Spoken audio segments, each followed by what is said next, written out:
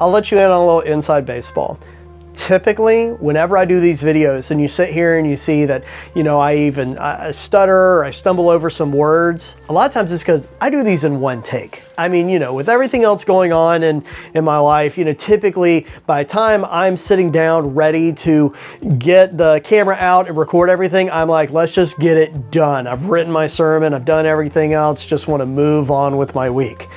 This time it's been a little bit different because, the thing is that there are a few items that individuals hold as very sacrosanct in their lives. And one of those is their attachment to politics.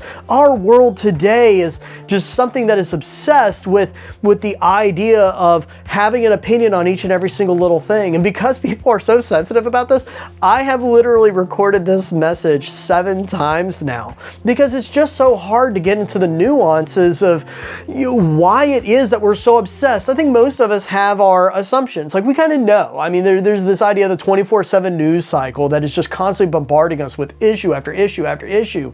There's now social pressures that are taking place from social media where we sit there and we see that, okay, well now there's these political commentators on the 24/7 media that are, saying certain things, and other individuals that are a part of new media like podcasts and YouTube are kind of echoing those things. And now I see all these friends and all these other social associations I have who are starting to kind of parrot the same thing, and all of a sudden I find myself in a situation where I feel like I have to take a side, where I have to choose either this side or that side, or else I'm being irresponsible.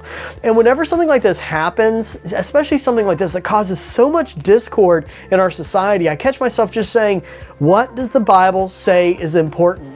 What I find interesting is this. When I sit here and I look at the Bible, especially when you look at the Bible for anything that sounds like statecraft, then you'll find yourself going down this rabbit hole of like, what does God say about nations? Specifically nations that are His children, because that's, as Christians, what we're supposed to be, right? We are a nation and, of people who are a part of His children. So what is that? And what you find out is it's not defined by kings or princes or principalities, by congresses or anything like that.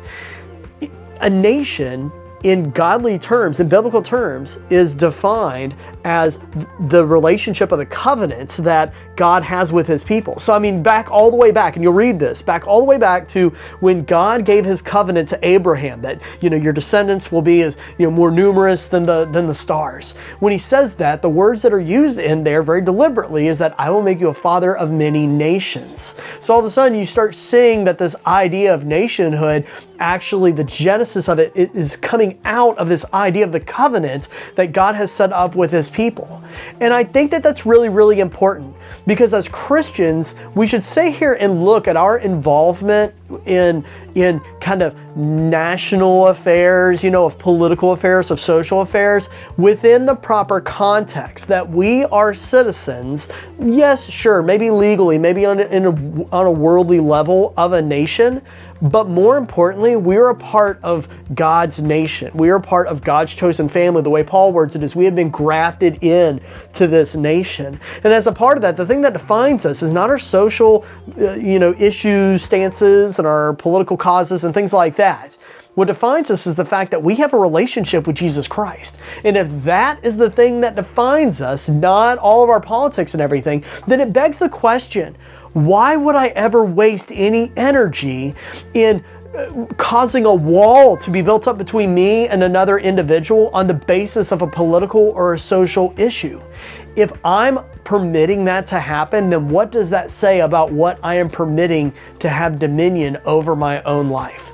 You'll sit here and you'll read in just a second about the covenant that God makes with Abraham, and you'll see that idea of nation pop in there. But one of the other things I want you to notice is something that pops up, that happens with prophet Samuel.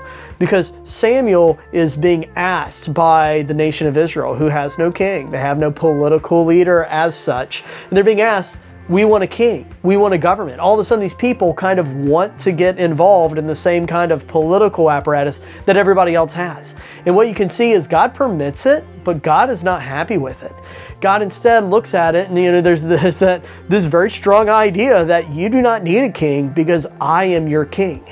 And when I look at that, what I see is not a God who's saying you should vote this way or vote that way, you should have this opinion or that opinion on social issues, but instead what I see is a God that looks at individuals who are so obsessed with the world that they want to get involved in all this politics, and looks at it and just kind of sighs and says, I have so much better for you.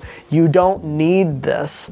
And if that's what God says, then why do so many Christians today feel like they need to be embroiled in every single political and social matter?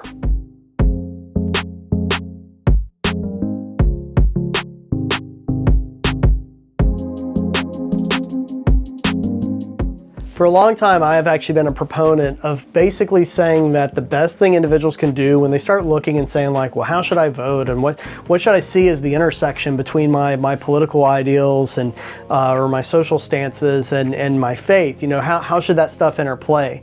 I have always been a huge supporter of the idea that you need to stop feeling like you have to be involved in everything, because you don't. You know, I mean, and this is something that I think in a physical sense we all understand. I mean, if you see an argument taking place at a table over in the corner at a local restaurant, if you have an opinion about it, do you feel the need to get involved in that fight? Well, why not? I mean, because you have an opinion. Why not? You're entitled to your opinion, right? You don't get involved because it doesn't matter. It doesn't affect you, so don't get involved. And I guess the thing is that when you look at so many of the different issues that people want to sit here and say, you should be outraged about this because it's unjust. Yes, I have news for you. There are hundreds, if not thousands, of injustices that take place around this globe every single day. Just because TikTok showed you one of them a little bit more than all the others doesn't make it more righteous to have an opinion on it. So I guess when you actually sit here and you look at this from like a biblical perspective, you say like, well, then what am I supposed to do? And here's what you see. You almost see this sense of using this word very imprecisely, like apathy, that takes place. You know, this idea that like, okay, fine, the political leaders are going to do whatever they're going to do. But what you really see is you see this idea of something that, you know, a lot of Christians, especially a lot of very political Christians, really struggle with, which is this theme that the political leaders are there because God permitted them to be there. And so you see a lot of things in the Bible, some of it that you'll read, that say to submit to the authorities. And we have such a hard time with that, right? You know, if I were to sit here and rewind to 4 years ago, then I'm sure one group of people would have just found that absolutely horrendous and unconscionable. If I look at individuals today, there's a totally different group of people, maybe a different group of people that, find it completely unconscionable. If we go back, 12 years or something, then you're going to find a different group. Like, it changes every single time, but, what you end up seeing in the Bible is that good leaders, bad leaders, ones you agree with, ones you don't agree with, you don't have to get involved in those things. Why? Because there is a more important king for you to serve. And that king has put work in your life every single day that is relevant to how you act and how you view the world. And those are the things you should get involved in. Maybe there will be an intersection between those things and social issues and those things in politics. Maybe that happens. And if that happens, then deal with it then. But what we shouldn't do is obsess ourselves so much with the political and social affairs of this world that we spend all of our energy on that we identify our clan and our people around us by that. And then we're left in a place where we are less effective to be instruments of God's love and God's care and God's compassion. Because you know what? I'd be willing to bet you that there's a few people that God wants you to love and forgive out there who might disagree with you or might even vote different from you.